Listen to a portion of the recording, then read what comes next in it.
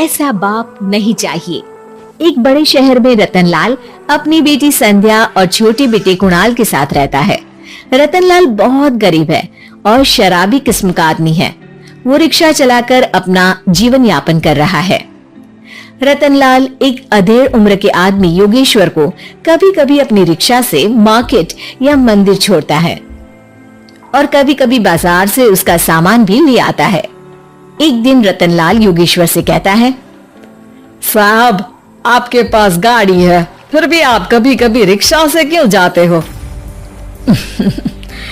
इन शहर की गलियों को आराम से देखना मुझे बहुत पसंद है। ठीक है साहब, मैं चलता हूँ, कल फिर आऊंगा। अरे रतनलाल, रुको तो। मैंने सुना है कि तुम अपनी बेटी को कुछ पैसों के बदले किसी को दे रहे हो। अभी किसी को बेचे नहीं तो क्या करे साहब। एक छोटा बेटा है, उसको पढ़ाना भी है, उसकी देखभाल भी करनी है, और अगर मैं बेटी को घर में रखूंगा तो उसकी शादी कैसे करूंगा साहब? तुमको कितने पैसे मिल रहे हैं? अब 50,000 साहब। देखो, मैं तुमको पूरे 20 लाख रुपए देता हूँ। तुम अपनी बेटी संध्या को मुझे दे दो। हैं? 20 लाख? धन्यवाद साहब, धन्यवाद। मैं कल यूं से आपके पास छोड़ जाऊंगा साहब। अगले दिन रतनलाल संध्या को हमेशा के लिए योगेश्वर के यहाँ छोड़ आता है और बदले में 20 लाख रुपए लेकर घर आ जाता है। रतनलाल जिंदगी में पहली बार इतने पैसे पाकर बौखला गया। उसने एक अच्छा घर लिया। कुणाल, अब हमें कोई चिंता नहीं है, तू अब अच्छे से पढ़, खूब मन लगाकर पढ़ाई करना। पापा, मुझे पढ़ाई करना अच्छा नहीं लगता। अरे तूने अगर ज्यादा बकवास की ना तो बहुत मारूंगा। कल से तू अच्छे स्कूल में जाएगा तो जाएगा, हाँ बस। कुणाल का एडमिशन एक अच्छे स्कूल में हो जाता है, लेकिन आए दिन स्कूल से शिकायत आती ही रहती है। 10 साल बाद एक दिन प्रिंसिपल मैडम रतनलाल को स्कूल में बुलाती है।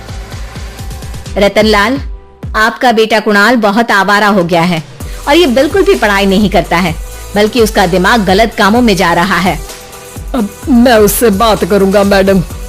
ठीक है, आज ये आखिरी मौका है, अगली बार तो मैं उसे स्कूल से ही बाहर निकाल दूंगी।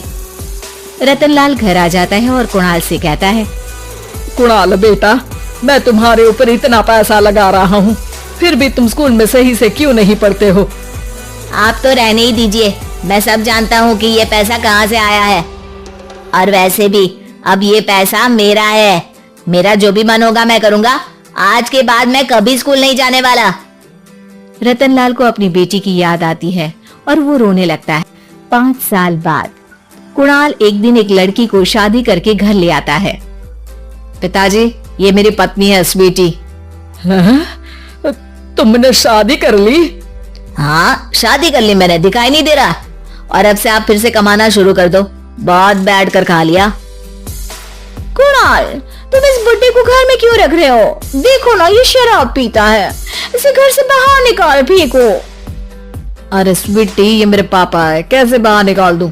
और वैसे भी घर में कोई तो चाहिए ना काम करने वाला, नौकर समझ कर रख लो। इस बुड्ढी को तो घर से बाहर निकाल कर ही रहूंगी मैं कब